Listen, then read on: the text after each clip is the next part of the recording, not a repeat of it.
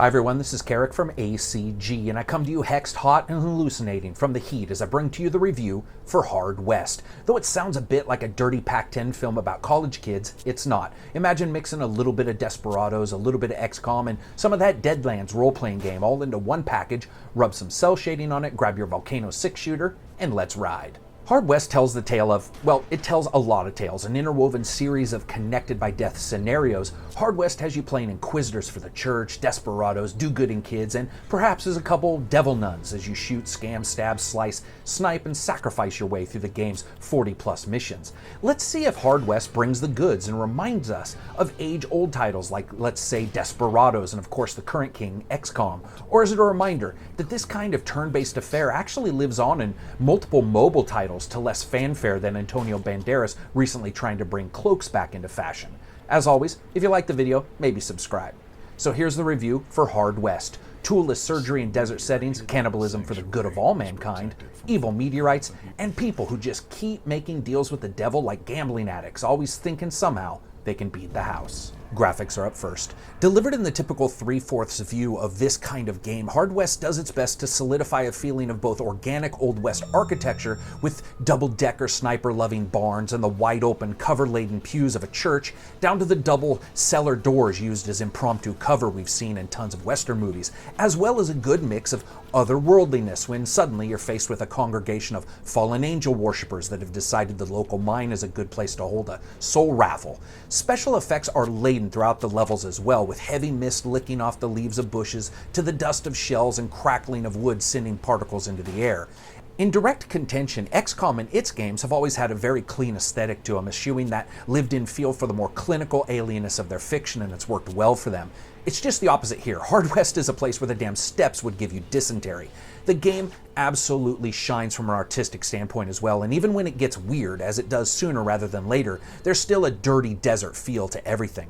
Aside from my own personal beef that I can't zoom in just a bit closer to my characters than is allowed, Hard West has very few faults for a game of this kind. I think of special note here is the cell shading, unlike other games where whatever good assets they have fell under the heavy ink lines of someone with a damn cell shading cannon. In Hard West, there's a very astute accentuation of detail where it needs to be, and nothing's inordinately drawn out. That means landscapes and characters are solidified as one cohesive picture, though at times that can lead to momentary loss of character, which sounds like a disease a priest gets, but here it just means from time to time you're going to lose your character in the background as you're scrolling around. They are outlined, but it does happen.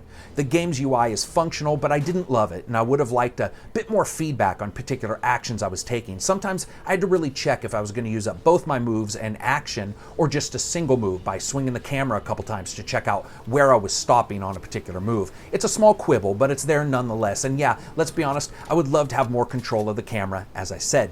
Texture work is also good to excellent throughout the entire title. Lastly, the art on things like the items, the overland map, and the character portraits are fantastic. Imagine the results of a brainstorming session with a voodoo priest and Clint Eastwood, and you pretty much have an idea of what the game looks like. Hard West sets out to be different from other titles of its kind, and graphically, I think it nails it, especially when compared to current titles like this. Sound, music, and voice.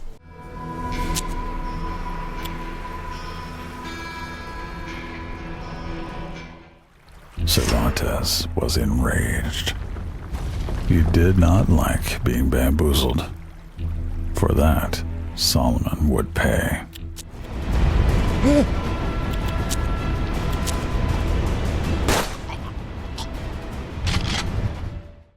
As always, sound is up first in this trilogy. Whether it's the wind whipping through trees or the rain pounding down on church roofs, as you make your way stealthily through a bad guy's siesta, the environmental sounds are excellent. I do wish it was a bit wider, however, with perhaps more samples and just different things going on. Overall, the environment sounds occurring while fighting are excellent throughout. Guns, something Hard West has a lot of, all sound excellent. Shotguns boom out please die messages to those nearby, and sniper rifles' large caliber life finders smack wetly into enemies' foreheads. They respect the spectrum from high to low. Very good sound throughout. Now, music. I was not expecting whatever we got. Take like ethereal, almost ghostly voice work 1 minute with haunting melodies, and then typical spaghetti western music with the pianos and guitars and that typical can of rocks rattle, and then merge them in to another level, and you sort of had hard west music. It's a wide open canvas of unexpected pleasures. It really is something totally surprising, and I'm not 100% sure I'd listen to this outside of the game, but within the title, it does exactly what it was supposed to, and that's elevate atmosphere effortlessly. I'm just not 100% sure what genre it always falls in. And that, of course, brings us to voice. The game is mostly voiced by the narrator, Garrett from Thief Sound-alike, who does a wonderful job with some of the most gravelly, hard-bitten writing I think you could possibly imagine.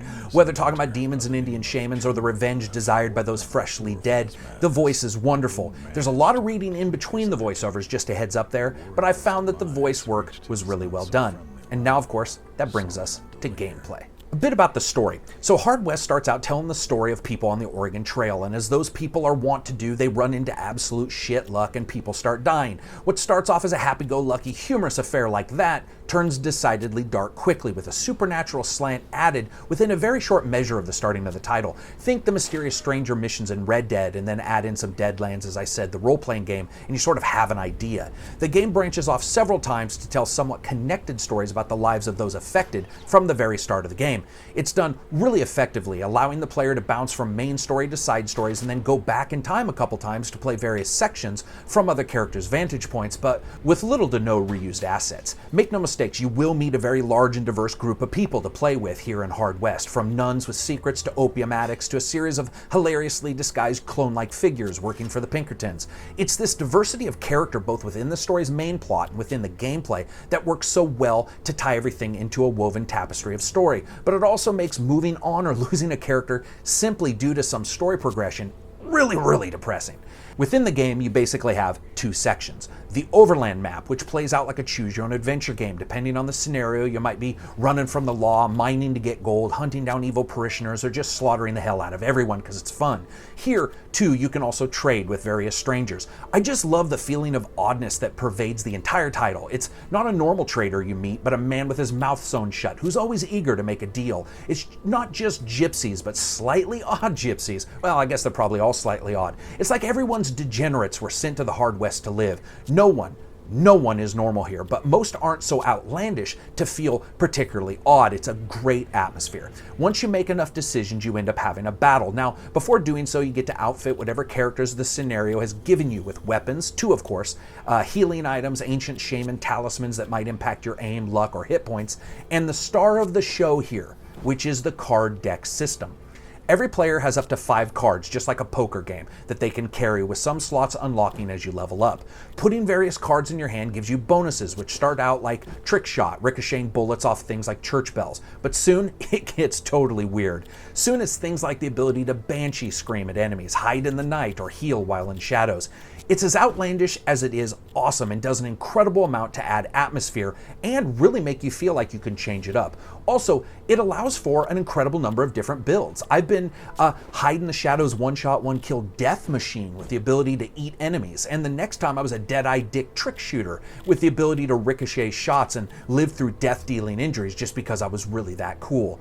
As you gather the cards, if you create a hand like 2 pair or 3 of a kind, you get an additional stat, which is given to you as a hand bonus. It is a wonderful add to the gameplay, super fun. Now, once inside battles and going mano-a-mano with the enemy, there's no Overwatch. Repeat, there is no Overwatch. For those that expect that kind of thing, the game is not about waiting. In fact, the included luck system, which basically lowers your chance of successfully not getting shot in the face behind cover as people shoot at you, as well as the 2 action point gameplay, means it's more about moving and shooting and almost paramilitary style movements amongst your team. And it's wonderful. I admit it took me a while to get over that feeling that I needed to save up something at the end of the turn, but the game is all about going out, about smart reloading, weapon use, and hiding. Now, speaking of hiding, there are 3 types of cover here, none, half, and full, and regardless of them, if you stay in place and people shoot at you, your luck goes down, slowly raising their own ability to directly find you. Shooting usually ends a turn, so the game really is about a chess-like style of gameplay, moving and shooting, reloading and shooting, using a special skill, and shooting, or just running for your damn life. It's excellent, and the balance between your luck skill and your own life and where you're moving and hiding is stupendous. Also, if you sneak up behind people, you can surprise them and basically subdue them for a short amount of time. But really, let's be honest, that's pretty much there so you can get closer before blowing their soul out of their body like a kayak over some waterfalls. Now, that being said, it's not all about you. Flip a table over, open up cellar doors, create cover by kicking shit over. It's all possible. You just can't hide out there. This brings a liveliness and freshness to this kind of title that I personally feel was absolutely needed, but it's not going to be for everyone. Also, Fog of War is handled really, really well. During sunny days, you may not know where the enemy is, but listening or watching for shadows around buildings can alert you to an enemy's presence before the game actually does. This is a phenomenally addictive part of the title, causing me to constantly keep an eye and ear out for enemies, as well as being very careful of my own, because if you don't, enemies can see your shadow as well, and they will alert everybody. Now, when it comes to difficulty, the game is not easy. It has typical difficulties, but you can also, before the game starts, pick some special aspects like injuries that at first can really make the battle one-sided, but as you continue to adventure with a particular character, they overcome the injury and gain a related bonus. For example, get shot in the leg and your movement is drastically slower, but over time and over missions, your aim improves dramatically as well. Though I will be honest, it's devastating losing a character you've put a couple hours into that has a drastic limp and is a dead-eye dick. And because your characters have far more realistic life bars, it means usually taking 2 shots to the yawn hole is about all you're going to get before you're taking a dirt nap. It requires a finesse in strategy as well as intelligence in gearing up your characters prior to the battle. The one place I did find at times that Hard West failed me was identifying if an enemy would hit me with their weapon. I mean, guns in this game have range like a sumbitch, and rifles can reach out and off-button you from buildings away. And there's that butt-tightening moment where you realized you just moved into the cover from one enemy and right into the old rusty crosshairs of some human-eating shitbird. It's amazing, but it's also annoying. And the game's length is well over 12 hours if you want to complete all the scenarios, and much longer on the harder difficulties. The game ain't easy. Fun factor: it's a blast. This came out of left field. I was able to see the title at PAX and was interested, but what I'm playing here is just a really fun time. The reward for different gameplay styles may not be here, as you usually don't have a don't kill anyone style mission, but most missions do have some kind of optional rewards for doing unique things, and though they may not be much more difficult for a tough as nails hombre versus a slick gun shooting trickster, the devil is in the details, and the fact that both feel profoundly enjoyable to play. So I rate games on a buy, wait for a sale, rent, or never touch it again rating scale. This is a buy. It's $15. It's an absolute steal at that price. And the depth in the mechanics, the overflowing narrative, and the unique mixture of diverse characters means that playing through on another difficulty or special traits being on would not feel like a burden. So as always, that's it for me. If you like the video, hit like. If you dislike it, hit dislike. Peace out.